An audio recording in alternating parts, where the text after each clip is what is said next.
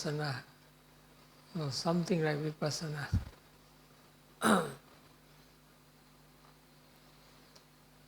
This is a metta retreat, and so you should be doing metta. And doing the metta meditation in a way that produces deep insight, deep concentration.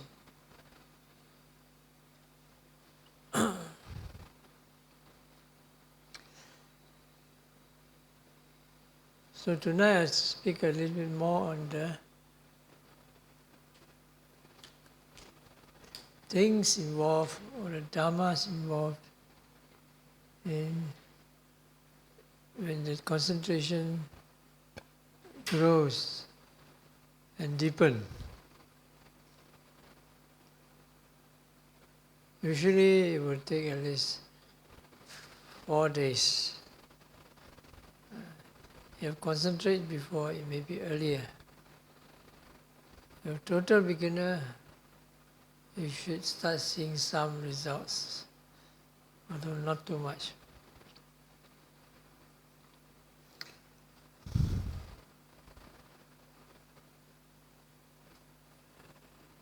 After you've got the basics involved, then the concentration should be developing.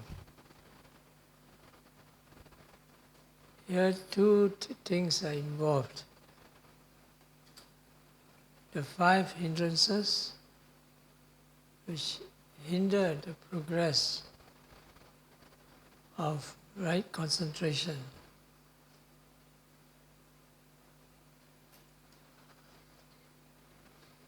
And 5 janangas, the 5 factors of concentration or absorptions. These two are interrelated because one prevents, the other one develops.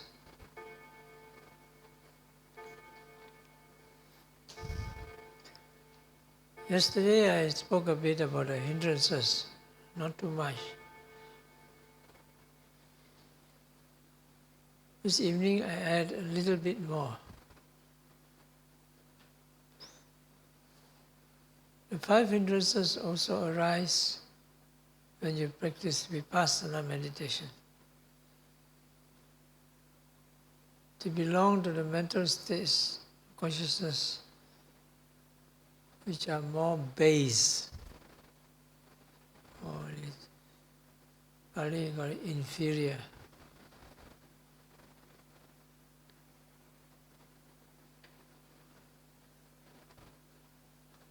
Because they are rooted in the defilements, the evil roots. And so it lead you to the lower realms of existence.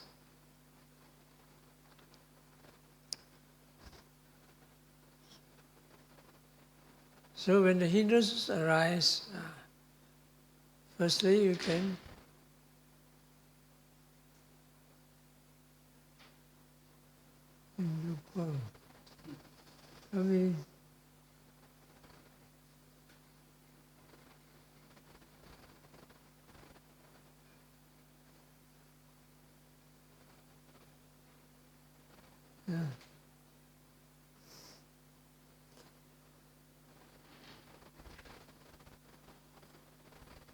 first thing what you can do is you can apply it in the vipassana way.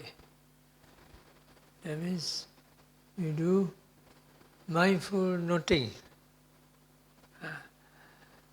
You are sleepy,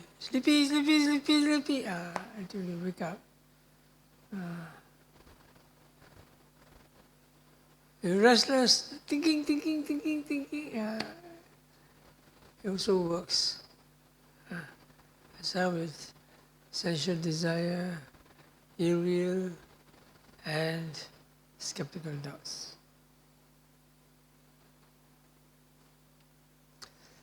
That's why when you have practiced vipassana before, it is easier because when the hindrances arise, you know, and you can quickly take note of them, be mindful of them, and you can see that they disappear.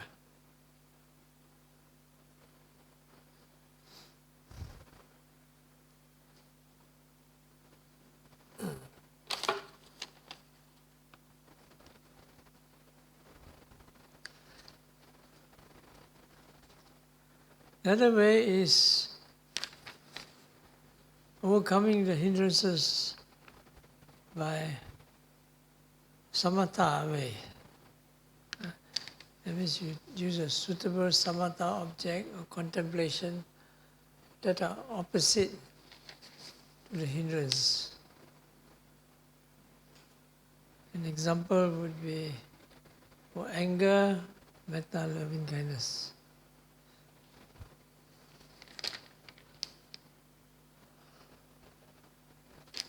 For skeptical doubts, it will be recollection of the triple gem, faith, confidence, and so on. For vichara, no, for vichara, for this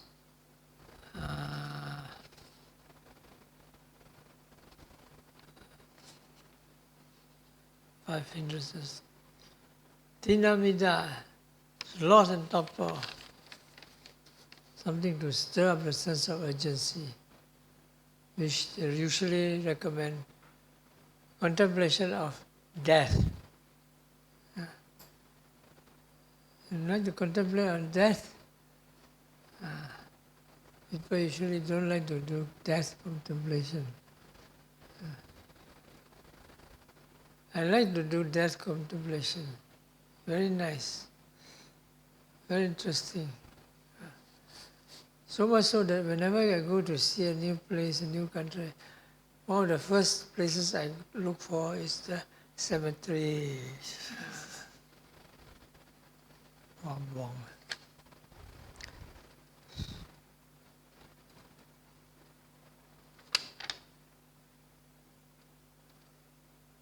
Then the other one is restlessness. What is supposed to be the suitable concentration object for restlessness? Yes. Anapanasati. In and out breath.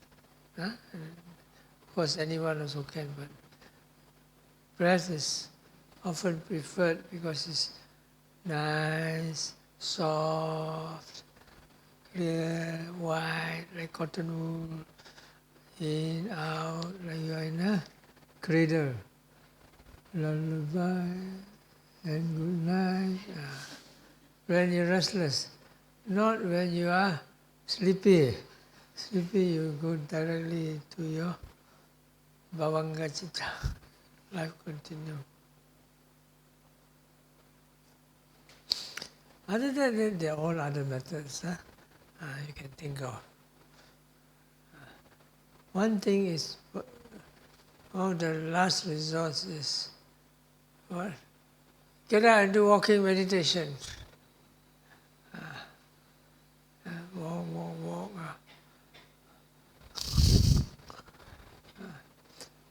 If that really also doesn't work, what do you do? What do you do? Look for somebody to psychotherapy you. Suitable talk. Who do you go and talk to? You go talk to Mr. Ong. You sleepy? Yeah. If somebody is sleepy and come to you, what to do? What would you tell them? Suppose he has been walking, what do you do?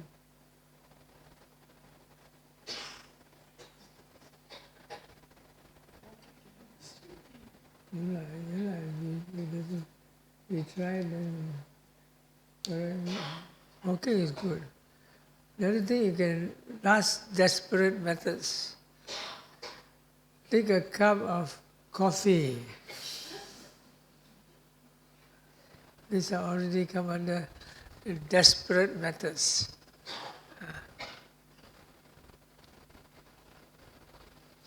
And things like rubbing your face in the water, take a cold bath. Yeah. Go for a cold turkey. You know what it means? You know what's a turkey? What is a turkey? You want to go.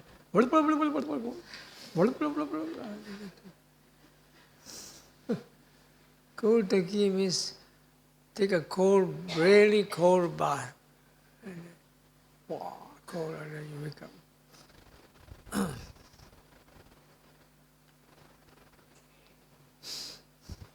Maybe everything and you're still so sleepy, you go and sleep. Hopeless case, go and sleep as much as you like. Then you get up. You sleep too much, you feel terrible. No? Then you get up. Happily you do your meditation. Then when we talk of actually, when you're doing metta, in the middle of that, the hindrances come. Like if you're having slot and torpor, you try to, as I said yesterday, try to bring about joy, the strong type of joy. If it doesn't come with a person you like, think of some other person. That can give you more joy. And joy also comes with the recollection of the triple gem, Buddha, Dhamma, Sangha. Things like that. Or you can do the phrases. Amera hontu, Abhyavaja hontu, Aniga hontu, a bit faster. So when you do it faster, there'll be more mental activity. In case of restlessness, you do it slower. Do it more peacefully, more quietly, one after another, to slow the mind down.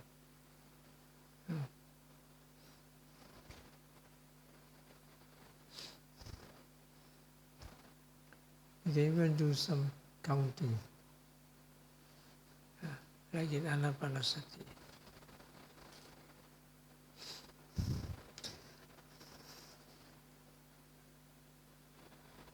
Sensual desire, mindfulness, concentrated mindfulness. Ekaggata, concentrated mindfulness, which is detached. When you're able to concentrate the mindfulness, clearly the defilements, the mind will not chase after these sense objects. Keep bringing it back to the same object. Because the object you use is not suitable for craving. Suitable for metta, but not for craving. That's why you have to use object which is not too intimate. In terms of anger, what else? You choose some more different, you can change the person. Usually you don't get angry when you do metta. It's only when you do it to the wrong person. You do it to the appiya or the very pugala, the repulsive or the inimical enemy. And then the moment you think of the person, you get angry. You don't use this, you drop that object, go back to your lovable person. Sometimes even the lovable person you choose are also, bad events arise. You do to your mother, And you remember, oh, my mother made she bad. Then suddenly you remember, when I was small, she really beats me up.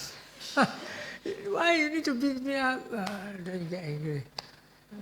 So in this case, you must bring the mind back to the good thing she done. Or if not, then try another person.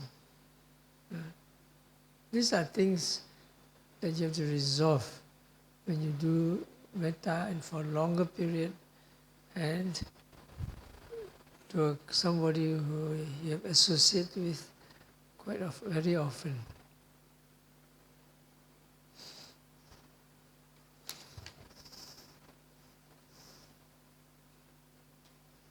And skeptical doubts, this one is easy. You just try to find more knowledge,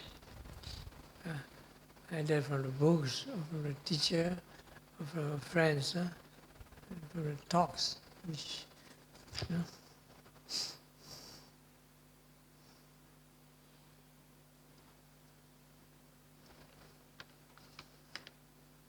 Now this has relationship to the 5 janangas, 5 factors of concentration.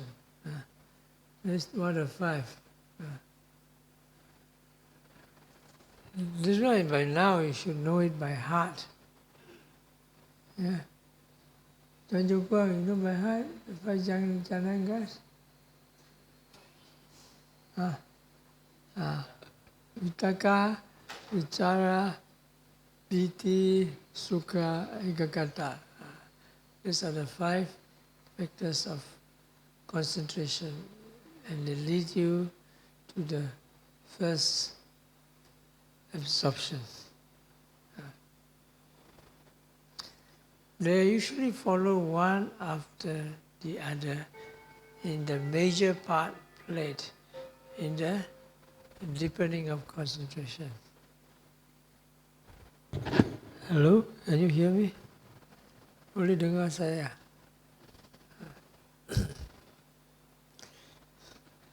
Vitaka, what is vitaka? Vitaka is bringing the mind to the object as a function of arousal. Vichara is sustained, first is initial application, it's a sustained application. It means keeping the mind to the object. You bring your mind, first you must bring the loving kindness consciousness to the object. And the second is to keep it with the object. The third is piti. Piti is more like interest, usually translated as joy. Sometimes it translates as zest.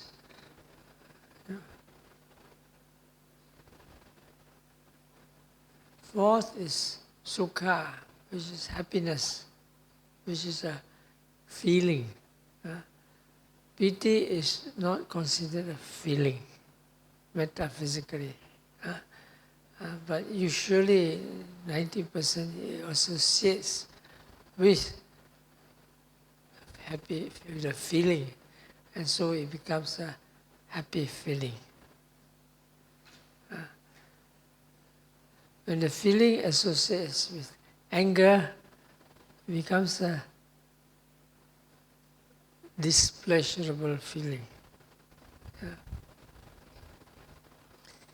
And the last is ekaggata, one-pointedness, which has the nature of fixation,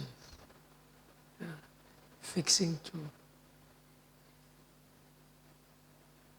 All these are mental states that play an important part in the deepening of concentration.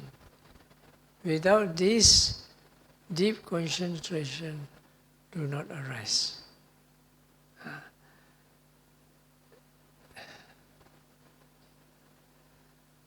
And interesting enough, this concentration does not just mean right concentration. It also creates wrong concentration. So So, but what it makes is, you fix the mind to the object. What mind? If it's a wholesome consciousness, then it becomes right concentration. If it's unwholesome consciousness, it becomes wrong concentration. Right, that means at least you have mindfulness. No craving, anger, delusion. But when there's craving, anger, delusion, and you fix it to the object, then it becomes wrong concentration. Concentration is very strong concerning the object. Like you have craving for the object, very strong. You have craving for what? For coffee. Okay? Mind is always thinking of coffee. You can't think of anything else except coffee. Is it true?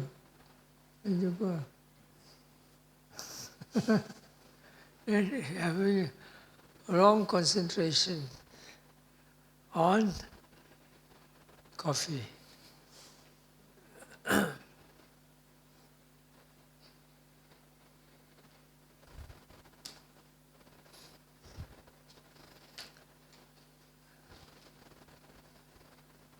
But coffee is addictive, but still not so bad. Huh? It's more serious are things like drugs, heroin and so on, which impairs all the mental functions.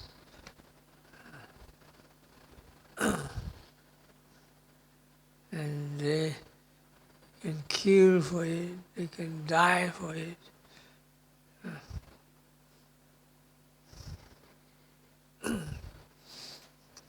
This right concentration is the opposite.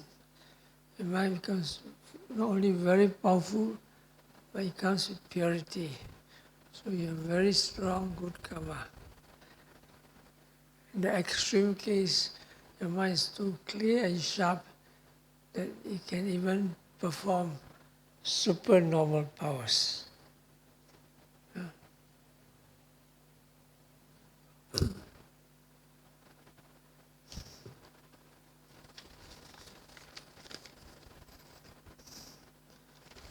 So how does this work?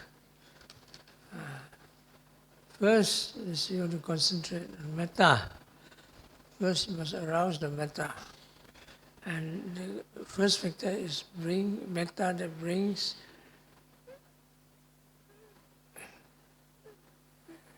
it to the object of your metta. Yeah?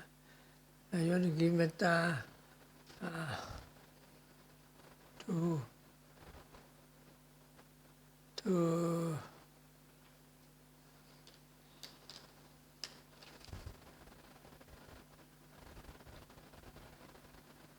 who's you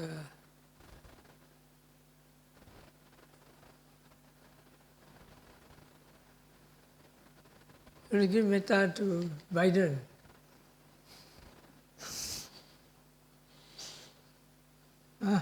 Who's Biden?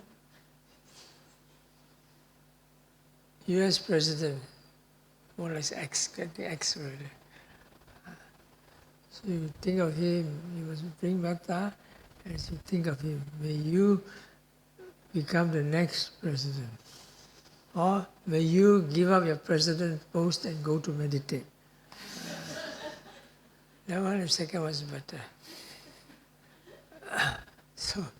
So the act of bringing the metta, the wish to the object come together, and that is vitaka.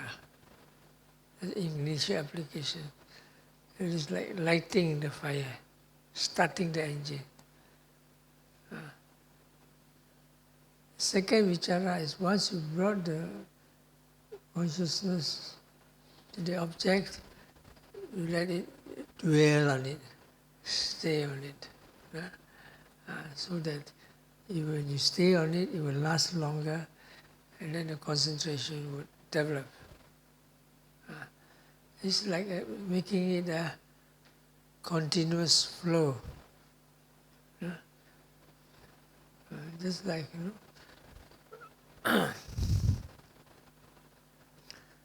you're filling up the teapot, thermos plus, you go guru, and so it becomes full. Yeah? Or you're taking a bus.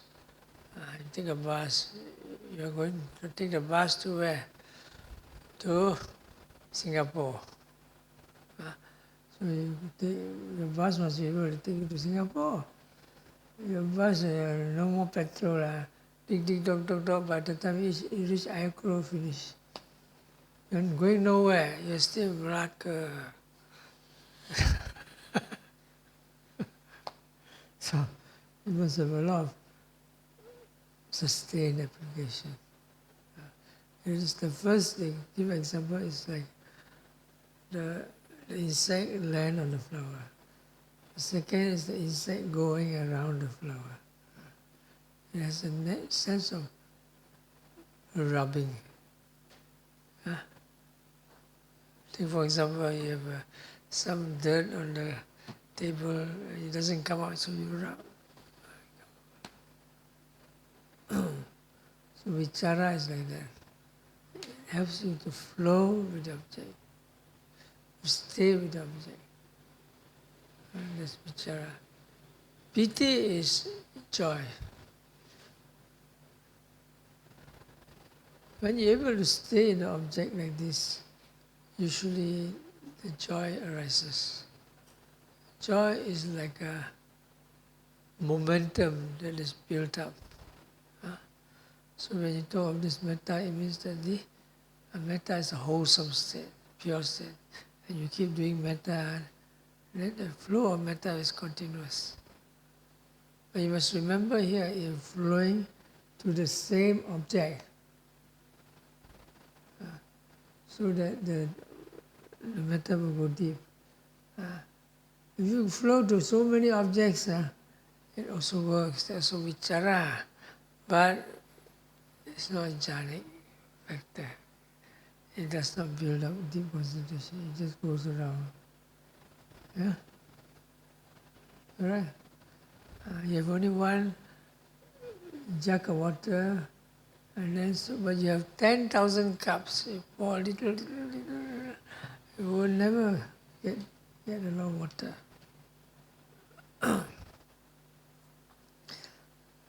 First piti is kind of momentum and joy that is built up. It becomes easy. Of the nature of joy is easy. Ease of operation, ease of function. It is like a wave. Like a wave. When you do something for a while, and then it's like a wave. Good example is people chanting Amitahur. Anybody here chant Amitahur? Mahanis. Limoy. You need Amitahur吗？没有了，你不相信阿弥陀佛啊？你死了，你没有机会去极乐世界了，很可惜啊。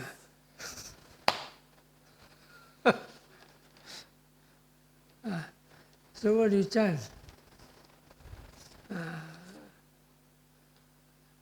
What do people chant? Theravada, what do they chant?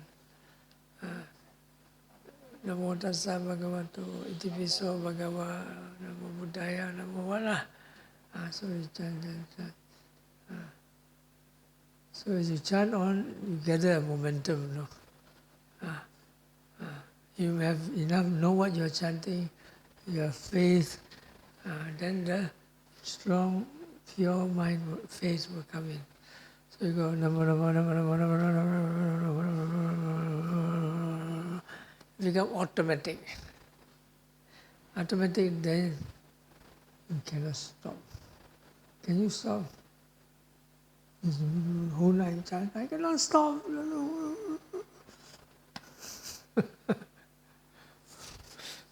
Actually, you can stop, because you have mindfulness. You can stop. But you cannot stop, that means you're not mindful anymore. No. Out of control.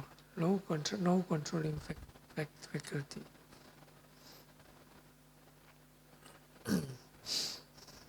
So when you do metta, the same. Metta, very happy, may you be well, may you be peace. You go in a rhythm. After a while, you go by itself in a rhythm. And this rhythm will give rise to joyful feeling. Because it's a pure mind and it keeps coming in a rhythm. This, depending on this activity, joy arises. Similarly, even though you are not having much mindfulness, you are doing things in a rhythm, joy also arises. Yeah?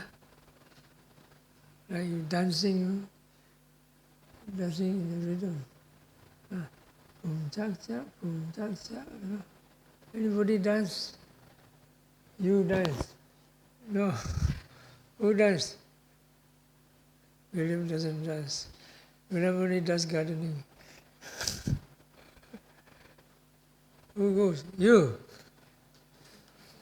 Yeah, people don't know how to dance. You know anybody knows how to dance? Are you? What dance? I was young. What dance do you do? Tango. That's very good. The easier one. Cha-cha. Huh? Just You what do you do? waltz and Salsa. whatever. So you dance with Mrs. Ong, lah? Yeah? You enjoy dancing? Yes. Yeah. Why? Because you go la la la la la la la la la la la la. Why? Because the rhythm gives extra momentum, strength, power to the mind. In this case, it comes with the joy. Of course, probably not much mindfulness. Maybe a little. You know mindfulness, you probably step on the feet. Ouch! And that's the end of the of the dance. So when you do it like that, after that the joy arises. When joy arises, the good thing is becomes very active. Because when the mind likes it, the mind will keep doing it again and again, more and more. Right? Until you get fed up.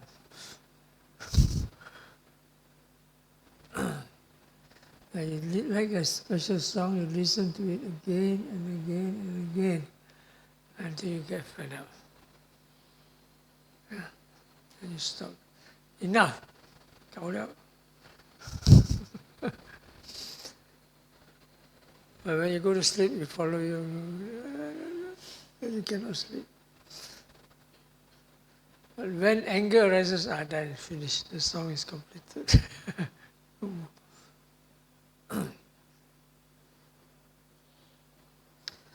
Then the next is sukha. Sukha is feeling. It's a happy feeling, but this is not the gross happy feeling. Because this is a very more subtle, very deep, happy feeling. Like something very deep and very sweet, very peaceful inside. It's like a very peaceful, happy feeling. That is sukha. So for you to progress from piti, joy to sukha, you have to refine. You refine, you cannot enjoy. If the joy arises and you enjoy, you may have craving.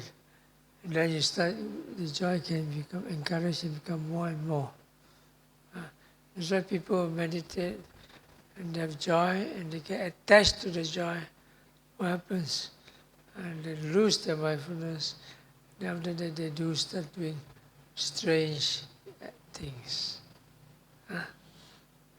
One thing that often happens is the body will start shaking, song, you know.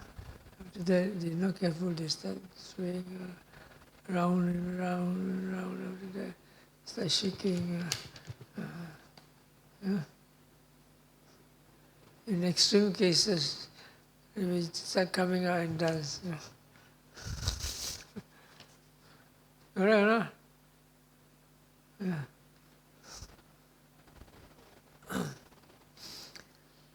And after a point, you cannot control. And that's when you get into trouble. Even in Vipassana also you have this thing, without people allow joy, they don't control, they attach, and then they start shaking, they start rolling on the floor. You know. So you have to wake them up. If they don't wake up, you can have a few slaps. Peace them or something.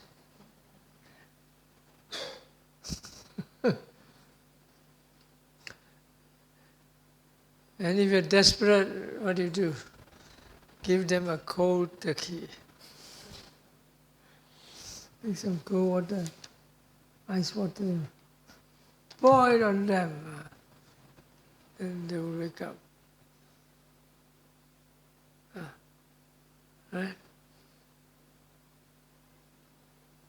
Another method is you take a green coconut, break it, the water, pour on the head. Yeah?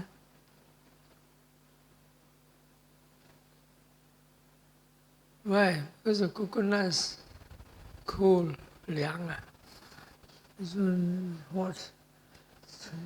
For the coconut. And you calm down. You come to the senses. Yeah. Will it work? Of course it works. This advice was given to me by my Thai monk preceptor, Vachitawan.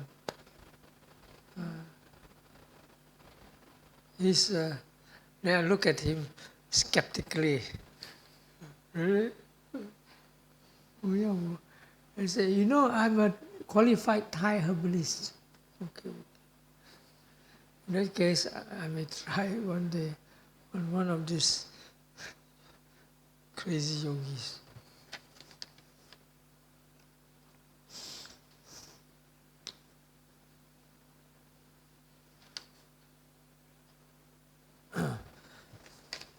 So after when you get the deep peace and joy, then the mind will stay in the object. It doesn't want to go anywhere. You come really, already piti is already effortless. Sukha is even more, because the feeling is very close to the consciousness, and the consciousness is very close to the object. Then if you long enough and you have enough mental power, fixation takes place. Like for example, you put the thing on the ground for a long time, it becomes part of it. It becomes one with the ground. Correct or not? You leave something at a place for too long, you become part of it, fixed to it. Of course, more clear is where fixation would be. Excuse me.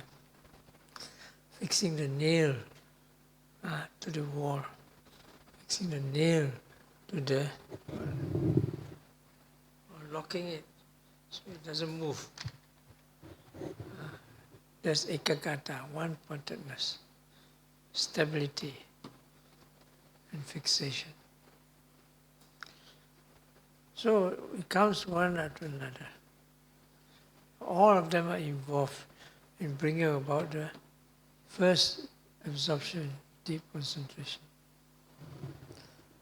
So the first part played is by Vitakka Vichara, initial and sustained application. That means you're stirring the mind to go to the object and stay with the object. This is the first important part. This is when the wholesome state of the consciousness is involved. You must make sure it is wholesome, not unwholesome. When it's wholesome, then it can be very wholesome, then it can be well controlled. When it's well controlled, that means you will stay with the object. The second part. The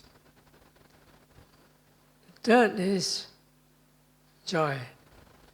That means you stay with the object long enough, automatically the joy will be involved.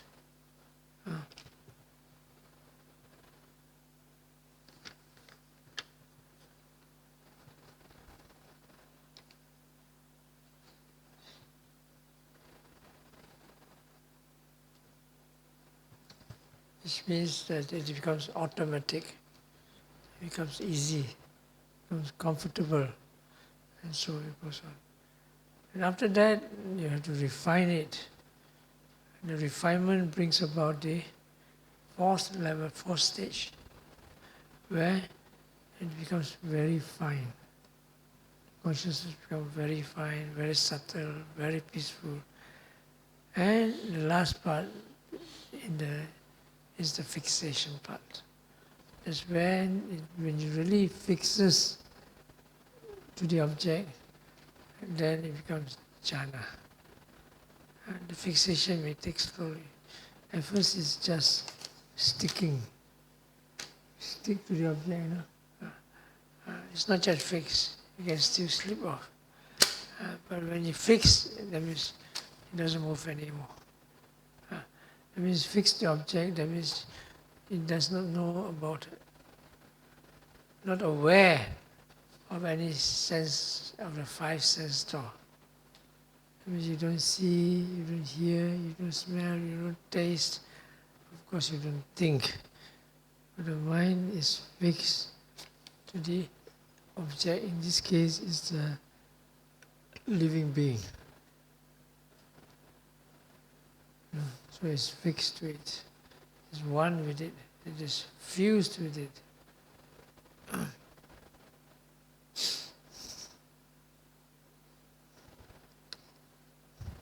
Then when the fixation is complete, then just say got into the first jhana.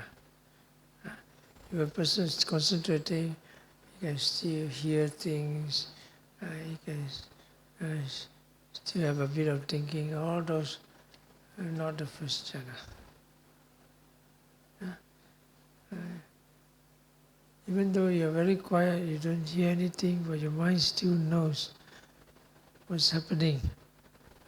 It's still not fixed. It is still, maybe it's excess, it's very close, sticky, but not completely merged into it. When the fusion is complete, it's very clear. You fix it already. You cannot do anything. Only when the power, the faculties are weakened after some time, and then automatically you come up. So generally you get an idea of how the concentration is like a flow. In the beginning it's like a struggle, thinking, like struggling uphill. And after a while it becomes more easy, easier. First, in Guram, usually starting is a very steep slope. After that it becomes less. After that sometimes it becomes flat. So it becomes easy. And after that, when you climb to the top, you start going downhill. Then it becomes easier. You can roll down. Yeah. Right? After climbing uphill, what do? You roll down. It's skiing, skiing or sailing. Let the wind blow you. You go. And after that, what happens? The last part is you fly. Right? You fly to the moon. Two ways.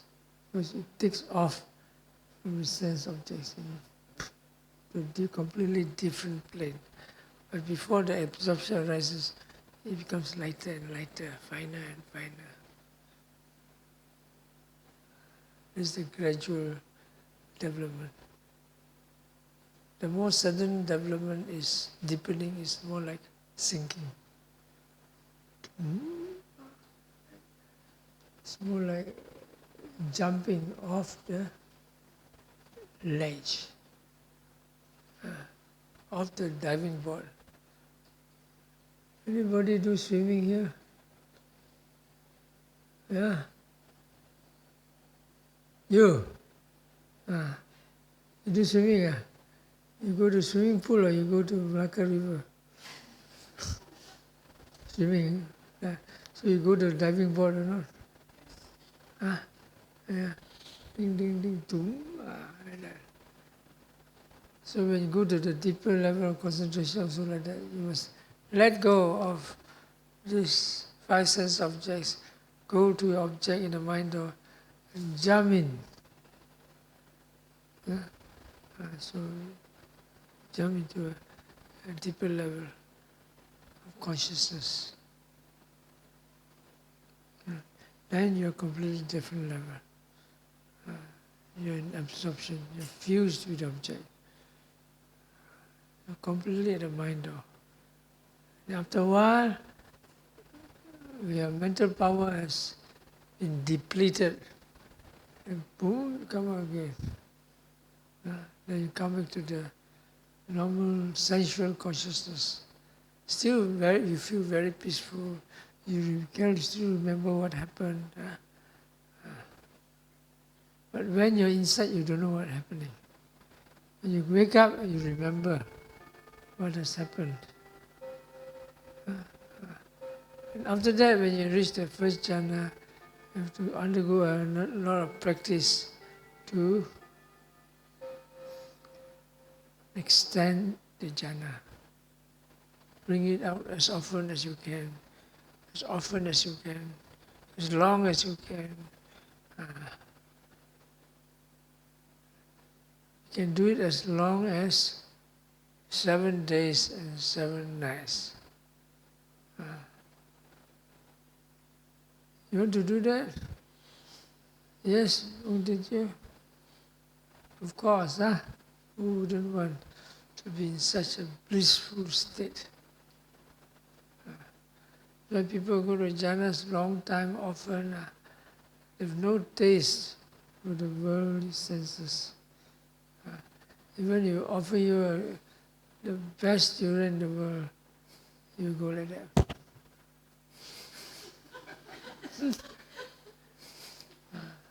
Why? Because it will taste horrible to you.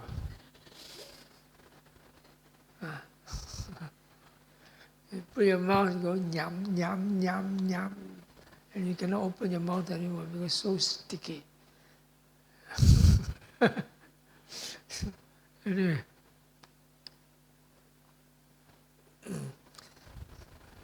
it depends on individual how fast, how long before you reach the first jhana. Metta, you can go to 3 of the 4 jhanas. To go to the 5th jhana, you need to do equanimity.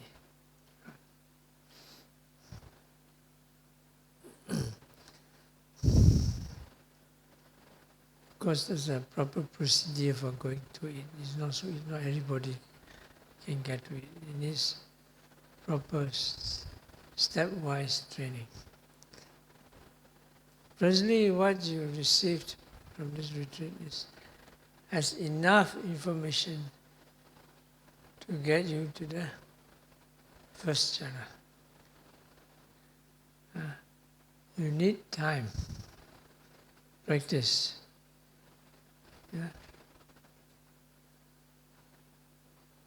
Easier than vipassana.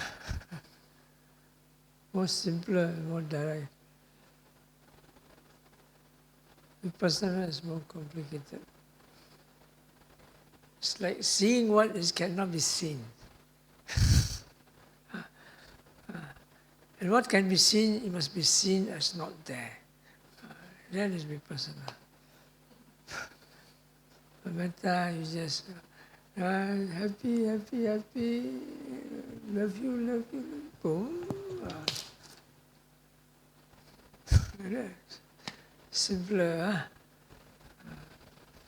Of course, it still needs a lot of skill to train in the mind, the deepening of mind, because these deeper concentrations are very fine states. So you need a lot of refinement in all your mental, physical activities.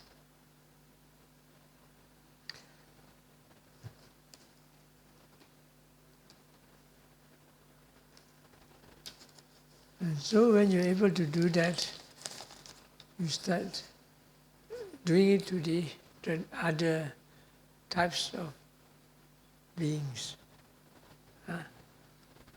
Usually you proceed from the lovable person to the close person, the intimate, very close. The difficult with the very close is often there can be some attachment.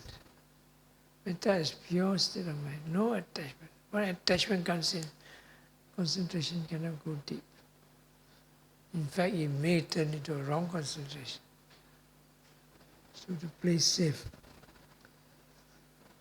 After you're successful in that, then you do the Manchata Pugala, the indifferent person, the middle.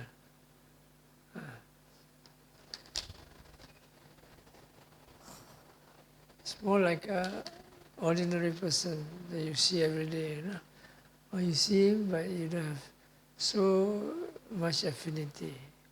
You don't hate him. I mean, it's okay, but you want me to spend whole day with him, I'll probably be bored.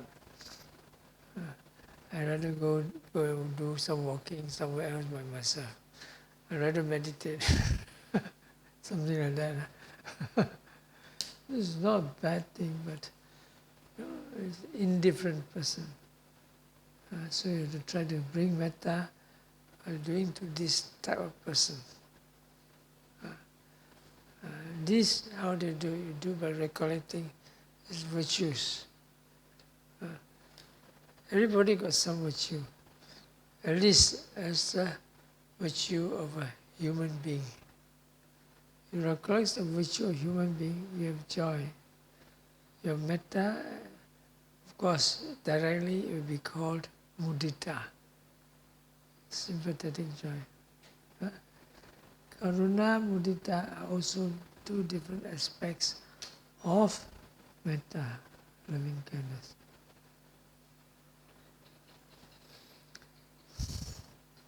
After that will be the apiya pupala, the repulsive person. Sure, this one you have something you don't like a person. Not that he's a bad person, you just don't like him. Why?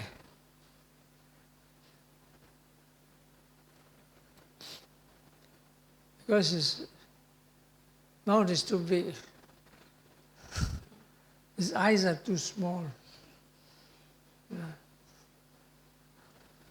Or because he got black skin. Some Indians are very black. The darkest of them are the Africans, which have purple skin. The skin of purple, violet. So,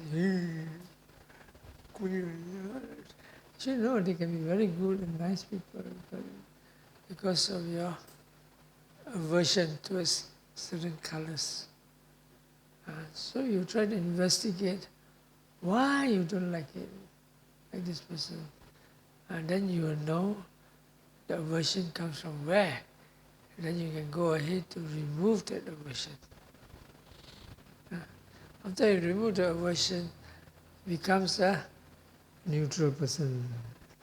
And you use the same technique you give to a neutral person, then it becomes a dear person. Because you see goodness and virtues. Every human has good qualities, virtues. That's why they're born as humans. Yeah?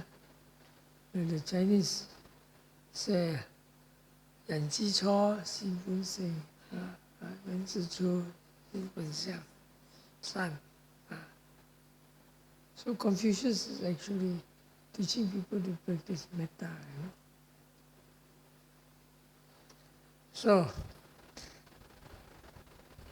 finally, it will be the enemy, the one who has a very good reason to kill him. And since you observe 5 precepts, you're not supposed to kill him, you have a good reason to make him miserable. Scold him until he becomes a frog.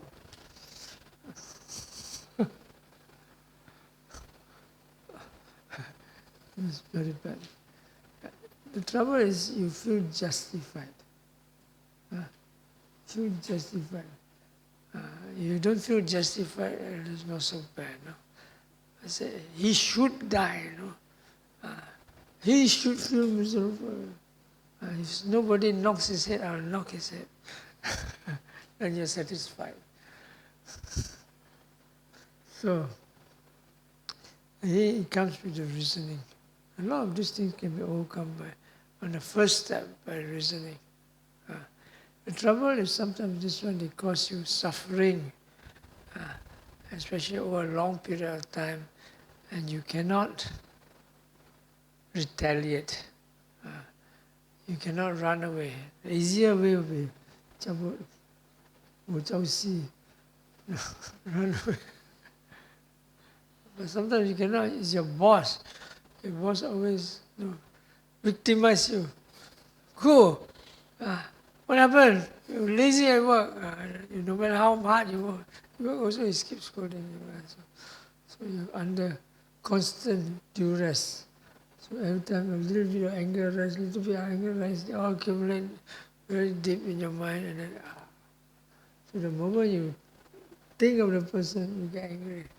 The moment you see somebody that looks like him, also you get angry. Until the moment you go to school, he's there, also you get angry with the school, with all the people in the school.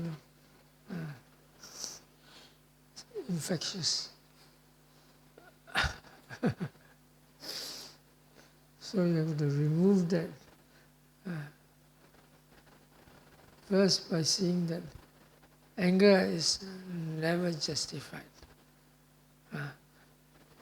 Remember the teaching of the Buddha. By anger is not overcome by anger. Only by love, anger is overcome. So remember that. Like another Dhamma teaching is that the Deva asked the Buddha, who shall we kill so that we can be happy? The answer was, you should kill anger, then you can be happy. Yeah? Because once you have no anger, happiness arises easily. So remember, the worst thing that can happen to you is you get angry. So you have to learn to overcome the anger, and then it will be easier to deal with the situation. But if it is a constant thing that lasts a long time, then you better take stronger action. Either you leave the job, find another job, or what happens? You're married to somebody who abuses you, then usually they stay longer because of the children. So what do? You bear with it. So it becomes a love-hate relationship. That's when you become split. So what do you do? What would you do, Melinda?